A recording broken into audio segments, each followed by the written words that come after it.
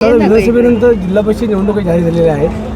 उद्या समोर युती जाहीर केली असताना या मतदारसंघात थोडा ट्विस्ट पाहायला मिळतो. काय सांगतो? तेव्हा दापोली मतदारसंघामध्ये देखील युती व्हावी ह्यासाठी मी आजही प्रयत्न करतो आहे. जो प्रस्ताव हा भाजपचे प्रदेशाध्यक्ष माननीय रवींद्र चव्हाण साहेबांच्यासोबत चर्चा करून जवळपास आम्ही अंतिम केला होता. त्याचं प्रस्तावाच्या बाबतीमध्ये अजूनपर्यंत मला कुठलाही प्रतिसाद किंवा त्या बाबतीतला अंतिम निर्णय मला अजून त्यांनी कळवलेला नाही. आणि फॉर्म भरायचे आता फक्त शेवटचे 2 दिवस उरलेले आहेत. मी अजूनही प्रतीक्षेमध्ये आहे. माझा आजही प्रयत्न आहे की जो फॉर्म्युला अन्य मतदारसंघामध्ये लावला तोच फॉर्म्युला हा दापोली मतदारसंघामध्ये लावलेला, काही वेगळा फॉर्म्युला नाही. त्यामुळे त्याच्यावरती जर का एकमत झालं तर नक्कीच युती होईल. युती व्हावी ही माझी अतिशय मनापासून इच्छा आहे. जी खेड नगर परिषदेला देखील आम्ही युती केली आणि युतीमार्फत आम्ही इलेक्शन तिथे जिंकलो. आता मी प्रतीक्षेमध्ये उद्यापर्यंत समजेल. या मतदारसंघामध्ये हिंदुत्वाचा मुद्दा मग असे उपस्थित केला आणि विरोधकांबरोबर घटक पक्ष बैठका घेते. काय सांगू त्यावर?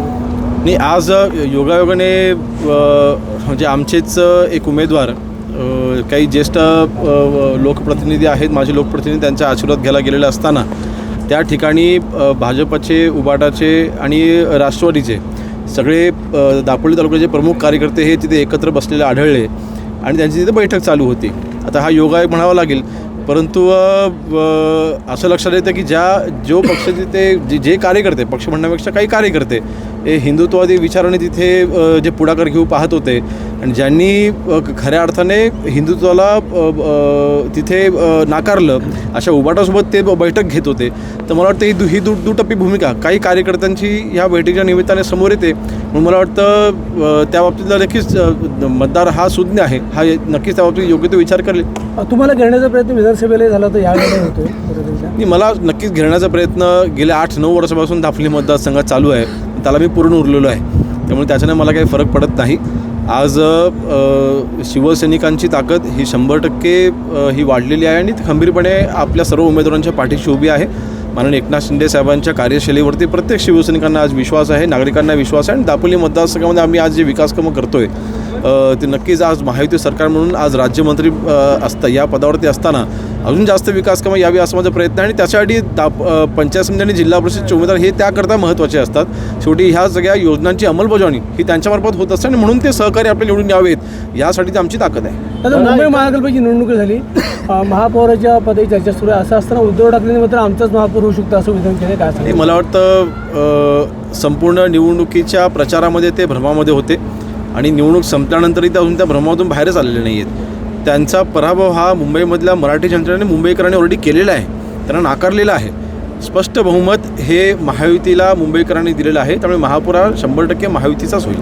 दादा, एका बाजूला नाही, महापौर हा सध्या तरी महायुतीचा असेल.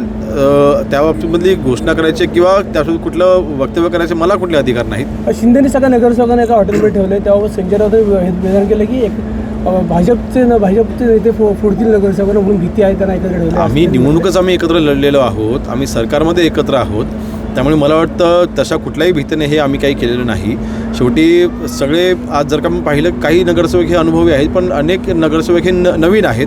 त्यांना पूर्ण प्रक्रिया माहीत असणं हे आवश्यक आहे. त्यामुळे त्यांना सोबत घेऊन त्यांचं प्रशिक्षण असेल किंवा माननीय एकनाथ शिंदे साहेबांची त्यांची भेट असेल त्याकरताच ते सर्व एकत्र आहेत. दादा, एका बाजूला महायुतीबाबत संभ्रम आहे आणि त्याच बाजूने दुसऱ्या बाजूला पक्षांतर्गत सुद्धा काही नाराजीची आपल्याकडे मगाशी आपण भाषणामध्ये उल्लेख केला. काय नेमकी परिस्थिती आहे? ही नाराजी आपण बघा, साहजिक असतं, कारण शेवटी उमेदवारी मिळावी हा प्रत्येकाचा तिथे प्रयत्न असतो. आणि ज्यांना आता अर्थातच उमेदवारी आपण एकाच देऊ शकतो, ज्यांना उमेदवारी मिळत नाही त्यांनी थोडीफार नाराजी त्यांची होते. परंतु मी मगाशी उलट मी अभिनंदन केलं. ही नाराजी असताना देखील तिथे पक्षविरोधी आम्ही कुठलेही कार्य करणार नाही असं ठामपणे आमच्या शिवसैनिकांनी तिथे आणि जे उत्सुक उमेदवारांनी सांगितलं. मी त्यांचं सगळ्यांचं जाहीरपणे मी अभिनंदन केले. मला वाटतं ही भूमिका अतिशय महत्त्वाची आहे की माझ्यापेक्षा पक्ष महत्त्वाचा आहे, धनुष्यबाण आपलं महत्त्वाचं आहे, आपल्या पक्षाचा उमेदवार जिंकणे हे महत्त्वाचं आहे. आणि त्यासाठी जरी उमेदवारी मिळाली नाही तरीसुद्धा आता झोकून देऊन ते सगळं आता कामाला लागलेले आहे. त्यामुळे नाराजी मला वाटतं दूर करण्यामध्ये आम्ही जास्तीत जास्त प्रमाणात आम्ही यशस्वी झालेलो आहोत. आता मुंबईच्या महापौराचं चित्र जे आहे ते महायुतीकडनं कधी दिवसात स्पष्ट यायचा अंदाज? ते मला सांगता येणार नाही, ते आमचे वरिष्ठ तुम्ही ठरवतील. युवा नेत्यात म्हणून त्या अनुषंगाने नाही त्या प्रक्रियेमध्ये मी नाही आहे, त्यामुळे मला त्या सांगता येणार नाही. पण लवकरच मला वाटतं आता आरक्षण सोडून देखील 22 की 23 तारखेला काहीतरी आहे, त्यामुळे ती जाहीर झाल्याच्या नंतर लवकरच तो कार्यक्रम लागल्यानंतर आपल्याला ते चित्र स्पष्ट होईल पुढच्या 7-8 दिवसामध्ये. जिल्हा परिषद पंचायत समितीबद्दल आपण काय सांगाल?